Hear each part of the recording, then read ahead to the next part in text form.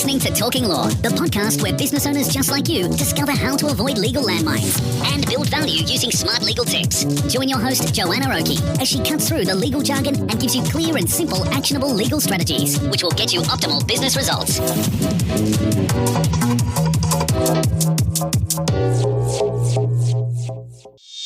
Hi, it's Joanna Oakey here, and welcome back to Talking Law, a podcast proudly brought to you by our commercial legal practice, Aspect Legal. Now, today we have on the show the amazing and fabulous Claire Bibby from our very own Aspect Legal to talk today all about shitty shareholders agreements. What not to do. Claire, welcome on board. Oh, dear. I'm not sure about using the word shitty in the title, but let's go for it. Let's see where it lands. You know what? I'm sure people by now are not wanting out of this podcast a boring old lecture on legal stuff. So I reckon they'll like our title here. Well, you know, shit in, shit out. That's probably all about shareholders agreement. So I don't know if I'm an expert on that, but I'm going to go for it. Well, I guess what we're doing today is we're talking about shareholders agreements, and maybe what we might do is we might talk just a little bit about the reasons for them, and then let's talk about some of the issues that we've seen, what not to do, and maybe we could even throw in a what to do. Perhaps we could add a bit of a positive to the end there. Always. But let's start with why have a shareholders agreement in the first place? What are the issues that we're trying to avoid, and what can happen if we don't have one in place? Sure. Shareholders agreements are like the Bible of buying into an unlisted company. So buying into a listed company, you don't have a shareholders agreement. Buying into an unlisted company, you do have a shareholders agreement because it regulates the relationship. Think of it like a prenuptial, which most people don't have unless they're extremely rich.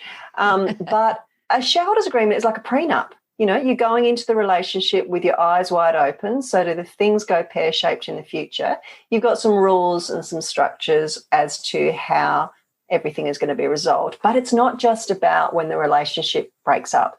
It's also about how the relationship survives and how the legal wheels of justice turn, so to speak.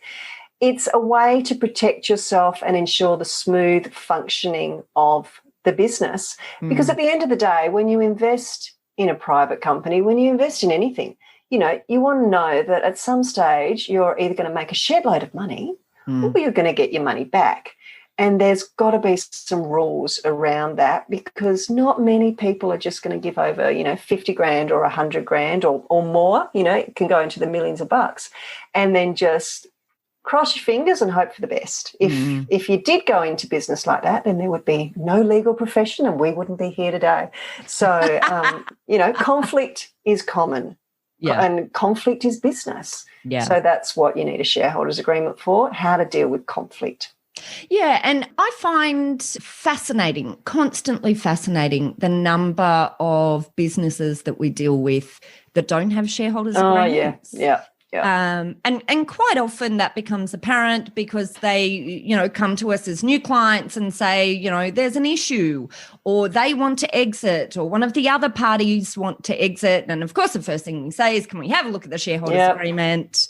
And there's just not one there. Oh, man, yeah. I was talking to a new client the other day and was saying, you know, have you got this? Have you got that? No, yes.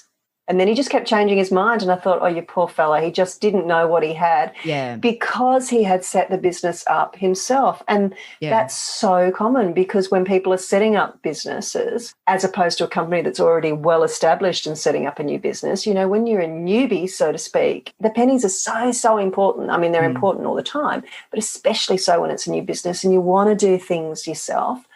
And no criticism levied at my brothers and sisters in the accounting profession, but pretty often when they're setting up a business for a client, they might buy them a shelf company and then that's it. Or the client themselves, they may buy a shelf company, or they might even take the plunge and go onto the ASIC website and poke around there and fill in the forms and spend $1,000 and think they've got themselves a company when all they've got pretty much is maybe some rules and not a lot more than that.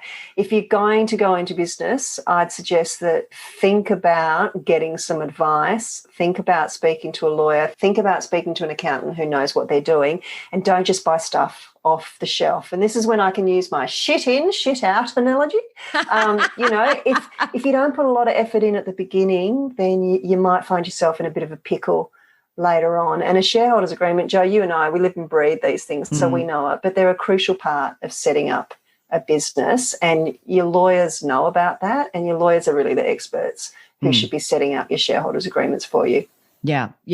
So the other thing that I notice is quite often businesses may have started down the process of creating a shareholders agreement, but they're not got to the end of it, because it's another regular occurrence for when we ask this question, for the answer to be, no, we don't have one, or for the answer to be, we spoke about that many years ago, and here's something that we had drafted up for us to think about, but we just never finished it. So that's another one that's common, right? Yeah, and there's a whole body of law on verbal agreements, but you don't want to go down that path. No. You don't want to spend thousands of bucks with a law firm trying to work out if you've got a verbal or an oral agreement in place. You want to have an agreement in place and spend your money on the real issue, which is addressing whatever it is that needs to be addressed. Yeah. And once again, I think that this is something that maybe is seen as quite difficult, because it is almost like a checklist. It's a checklist of going through, asking a number of questions in relation to making sure everyone's on the same page in relation to how a number of things are dealt with, which we'll speak about in a moment, like decision-making or dealing with exit or all of those sorts of things. But I guess the issue is that people just feel like it's too difficult to have to answer these questions. But I tell you, if it's difficult to answer the questions when you're all getting on, can you imagine how much more difficult it is when you're not getting on? When you all hate each other. Yeah. I mean, visiting a lawyer is like visiting a dentist. Most people don't want to do it. Not our clients. Not our clients. No. Yes. But, it's important to get a lawyer who not only knows what they're doing, but also builds a relationship with you and has rapport and trust and can explain to you why you need this 50-page document. Exactly. And can help you make decisions, because there are decisions along the way, but the reality is you can get guidance. So don't feel too at sea. So let's go back and just quickly touch on some of the things that we touch on in shareholders agreements then. And one of the first, I guess, quite obviously, is about decision-making, how decisions are going to be made. Yeah. Well, one of the important things when you're buying, there's loads of important things when you're buying shares, but when you're buying shares, are you buying voting shares or are you buying non-voting shares? Because that's going to have a really important impact, obviously, on whether you have a say. Are you going to be a director or are you not going to be a director? That's really important. Are you going to be entitled to receive documentation, or do you have no rights to documentation? Like, this sort of stuff is really important because you're handing over usually a pretty substantial sum of money. And whether you're going into business with venture capitalists or whether you're going into business with friends and family, you want to know what the ground rules about these basic issues are. And I say basic in the sense not that they're simple or low level.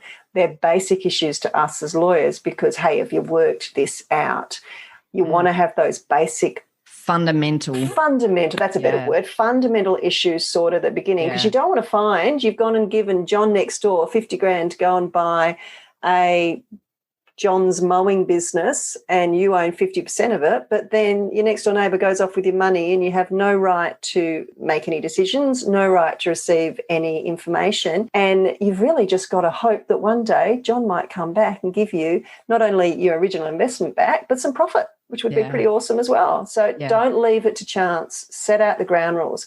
And lawyers are the people that read the inside of the Monopoly box. That's what we are. We are the people that read the inside of the Monopoly box, and we are the people that are going to know the rules and help you set them out, because trust me, you do not want to read the inside of the Monopoly box. Oh, Claire, that's a quote. I tell you what, I have never heard that before. But, you're right. I do. Anyway, leaving that to the side. That's why no one wants to play Monopoly with us. That's a whole nother podcast.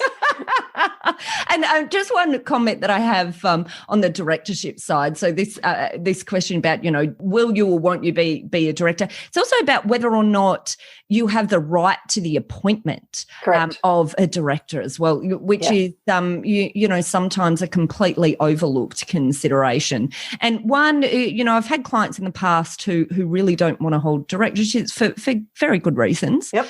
But having the right to the appointment of a directorship is just something that's super important, I guess, to think about whether you want built into that right for yourself. Yeah, absolutely.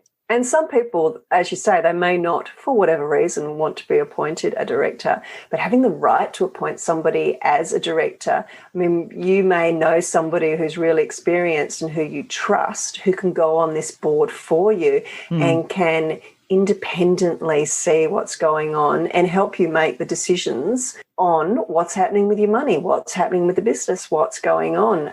You don't want to just give your money away, friends, and then hope that something's going to come back one day. You want to have some rules in place. Yeah, brilliant. Okay, all right. So we've talked about many things. So where are we up to next? What else should we be considering the inclusion of in a shareholders agreement? Well, I liken investing into a company like getting married. It's a long-term relationship. So you've got your prenup, and one of the things you've got to work out is what happens if I've had enough of this relationship, I want to get divorced, I want to sell my shares. How hard is it going to be for me to sell my shares? Leaving aside the fact of unlisted companies are, of their very nature, illiquid, how hard is it, though, going to be for me to sell the shares? What happens if my next-door neighbour decides they want to buy me out? Can I just sell to them? What happens if one of the other shareholders, though, maybe somebody wants to buy their shares and I want to tag along on that deal? Yeah. Or I want to be dragged along on somebody else's deal. You know exactly where I'm going here because I'm using the buzzwords. Stuff like preemptive rights. How hard is it going to be for me to sell my shares? Because if you think about it, if you're in business with, say, 3 of your best mates and you're the 4th and you want to sell out, they may not want a complete stranger coming into their company, and they may want to have the first right to buy your shares themselves. That is extremely common. And there are lots of different ways that you can document those sorts of deals and work out, well, how much do they have to offer you for those shares? Do you have to go off and hire an accountant? Does it have to be based on the last 3 years EBITDA, something like that? Like, there's loads of different ways you can cut and slice and dice this sort of stuff. So knowing what the rules are when you want to leave and sell your shares, that I would say is one of those top headline fundamental issues that your lawyer wants to cover for you in your shareholders agreement. I completely agree. Of course, I completely agree, Claire, but I do completely agree. I just find that this is the key issue when we have clients coming to us who are looking to exit their shareholding in an entity when when there might be other shareholders continuing, or indeed if the shoe is on the other foot, the other shareholders or one other shareholder is looking to leave. This issue of exit and how that can work is one of those things that comes up again and again and again, where organisations don't have a shareholders agreement in place. And it's really hard to navigate. It can be really hard to navigate, particularly if the relationship is strained at that point, which it often is when one, not the others, are looking to exit. Totally. And think about it as well from the perspective of what stage of your life are you in? If you are close to retirement and you don't want to have a hands-on role, or you're really going to need some cash quickly in the next few years because you want to invest it, then you want to make sure that you can actually get out of the company and get out at a reasonable amount. You don't want to have invested $100,000 and then find you can only get $20 back. I mean, that's a very unrealistic example, but it emphasizes. Well, I mean, it's certainly happened. Yeah. But we also, two things that we can always be sure of in life are death and taxes, as they say. And what happens if you are to pass away and your spouse is left with these shares and they need to sell them? They're going to have to know what's in these documents, or at least find out what's in these documents. And you don't want them to be screwed over by people because shit, to use the term again, can happen. And you want to make sure that your lawyer has protected you and protected the broader interests that you have, because an investment in a company is a long-term investment and it may actually survive you.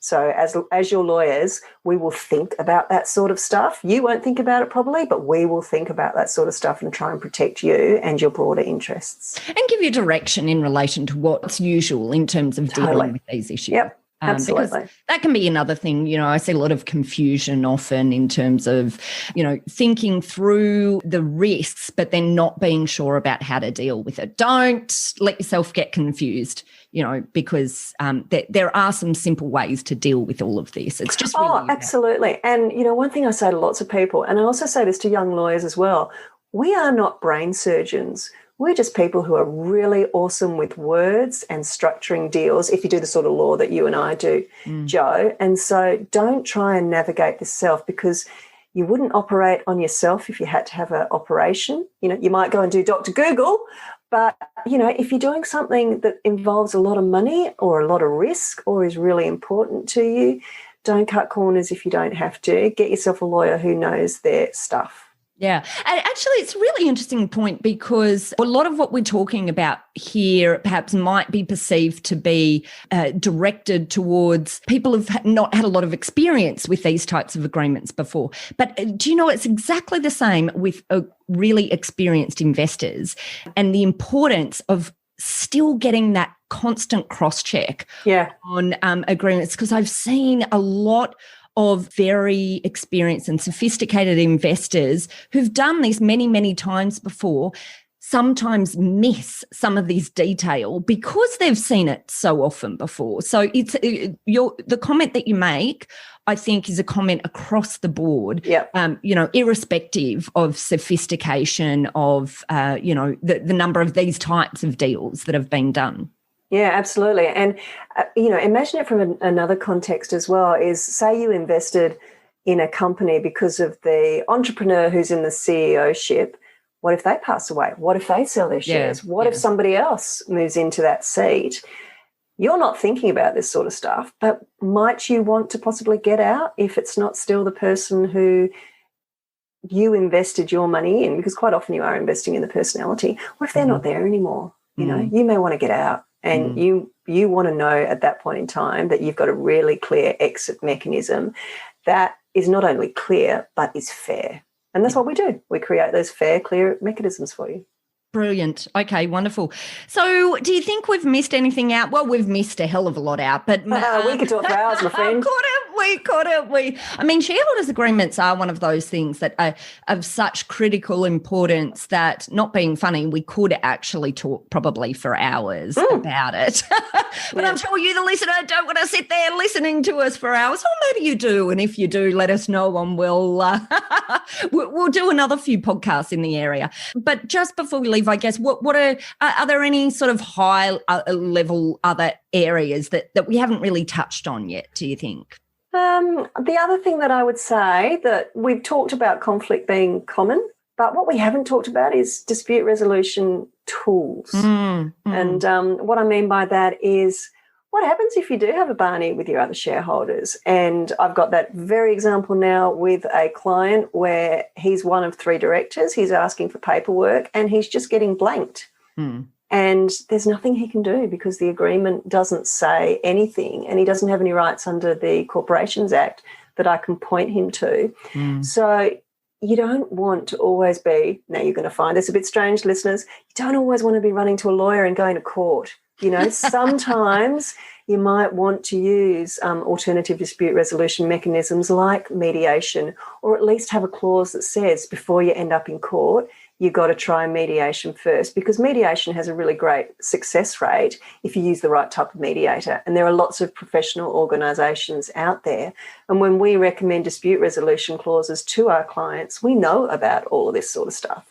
So we'll actually say to you, in the majority of cases, you don't want to run to court first of all. You want to try and explore other ways to settle, not only from a cost perspective, but also from a time perspective and a reputation perspective. Because at the end of the day, if you've got 2 lawyers facing each other at 30 paces, the chance of your relationship still being intact at the end is pretty limited. Yeah. And we don't want to do that to our clients. We want to try and keep things as amicable as possible for them. But, accept that sometimes things aren't going to go really well. But at least let us give you those sorts of clauses so that you've got a chance of still keeping this relationship together if that's what you want. We'll give you options. Yeah, that is such a good point. That is such a good point. And I guess it helps, and perhaps that will help us have the point of rounding out the conversation here that shareholders agreements are giving you the opportunity to set the parameters of this relationship that you're embarking on together, or may have embarked on, 10 or 20 years ago if you're coming to this a little bit late. But it's never too late to put it in place. Never too late. If you've not got it in place and you've got an existing organisation with other shareholders at the moment and you haven't got one in place, or you can't remember where it is and you can't find it, because that's also highly unuseful, even if you think you signed one day, but no one can actually find it, which happens. It's super important that there's that fabulous saying, Claire, hopefully you'll know it, that, right at the beginning of the business was the perfect time, but the second perfect time is right now to do all of these things. I didn't know that one, but I'm going to keep that one. That's a good one. I think I've adapted some sort of, monk's saying about life more. But anyway, whatever, very true for legal documents. But you had a nice disclaimer there that you added. I like that. Very good. Tick of approval. But so if you've not got it in place, it, hopefully isn't too late. One of those things that, we recommend to our clients to undertake regular, and at least annual reviews of their organisation where they think about the adequacy of the legal framework and foundations that they have in place for where their business is at the moment. And one of those is checking on your shareholders agreements or any of the other agreements that govern your relationship in relation to structure and your relationship with your other partners in a business. Make sure it's in place, number one, and if it's not in place, get it there, but also review it, because things can change. And I think it's really important that, you don't have to go through it word for word, but I think it's really important just to have a brief review of this every now and again at specific, points in time to make sure it continues to represent the business as it is now. Totally. Absolutely agree with that. Great. Okay. Do you have any other rounding out thoughts there, Claire? Look, it's not a mandatory doc, Jo. What I mean by that is you don't have to have a shareholders agreement. It's just like when you get married, you don't have to have a prenup. But we're here to help. Look, from our point of view, they're very important documents. We'd rather sort stuff out for you early than later on down the track when your relationship has gone pear-shaped. We can try and fix it for you when it's gone pear-shaped, but it's better if we can get in early, as you say, when everybody likes each other. But again, it's got to be a quality document because you want to make sure that your rights are protected.